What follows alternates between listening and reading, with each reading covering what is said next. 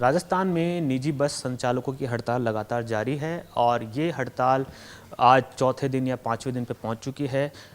हालांकि अभी तक कोई निष्कर्ष इस हड़ताल के बाद नहीं निकला है। अधिकारियों से सीएम लेवल तक बात पहुंच चुकी है, वार्ता भी हुई है, लेकिन एसोसिएशन और सरकार के बीच अभी तक किसी भी मांगों पर सहमति नहीं बनी है। सरकार का ये कहना है कि जिस तरीके से प्रदेश में हादसे हो रहे हैं, जिस तरीके से लगातार हादसों में इजाफा देखने को मिल रहा है, तो सीधे तौर पर सरकार का आरोप ये भी सामने आ रहा है कि जो बसों का मेंटेनेंस है वो अच्छे तरीके से नहीं है। अगर बसें रोड पर उतरती है तो उनका मेंटेनेंस ज़रूरी है और तमाम जो नियम है उनके अनुरूप ही बसों को रोड पर उतारा जाए। वहीं प्राइवेट ऑपरेटर्स, जो निजी बस प्राइवेट ऑपरेटर्स है, उनका कहना यह है कि जिस तरीके से सरकार ने सख्ती अपनाई है उसके लिए हमें समय भी चाहिए।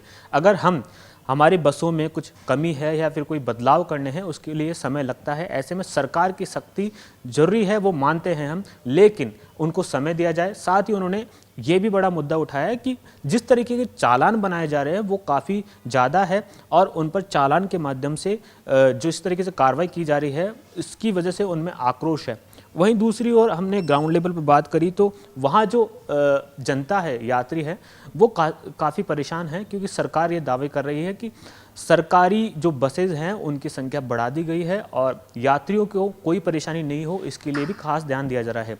लेकिन ग्राउंड जीरो पर जो बात है वो सच्चाई वो सामने आ गई है। वो कहना, जो यात्रीगण है उनका कहना है कि प्राइवेट बसें चल रही है, कुछ लोग प्राइवेट बसें चला रहे हैं, लेकिन वो जो किराया है उससे डबल किराया वसूल रहे हैं और वो उनको देना भी पड़ रहा है क्योंकि कुछ ऐसे रूट्स हैं राजस्थान में वहाँ पर सरकारी जो बसें हैं वो नहीं पहुँच पा रही है और जो प्राइवेट जो बसें हैं वो ही उनका ही संचालन होता है और वो किराया भी डबल वसूल रहे हैं।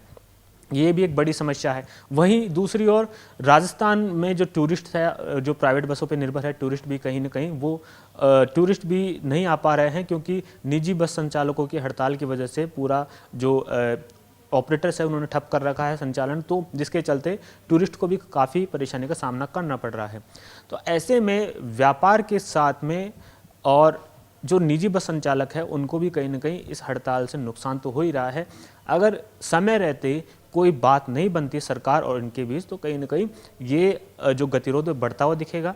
नुकसान दोनों तरफ से है, सरकार को भी माना जा रहा है नुकसान है और जो एसोसिएशन है उसको भी नुकसान है क्योंकि उनका व्यापार ठप पड़ता है तो उनकी जो वर्कर हैं उनको जो पैसा दिया जाता है उनको भी काफ़ी असर पड़ेगा। वहीं दूसरी ओर बात करें, सरकार के जो डिप्टी सीएम हैं प्रेमचंद बेरवा, उन्होंने साफ कह दिया है कि जनता की सुरक्षा के साथ कोई खिलवाड़ नहीं किया जाएगा और तमाम जो मानक है उनका विशेष ध्यान दिया जाएगा।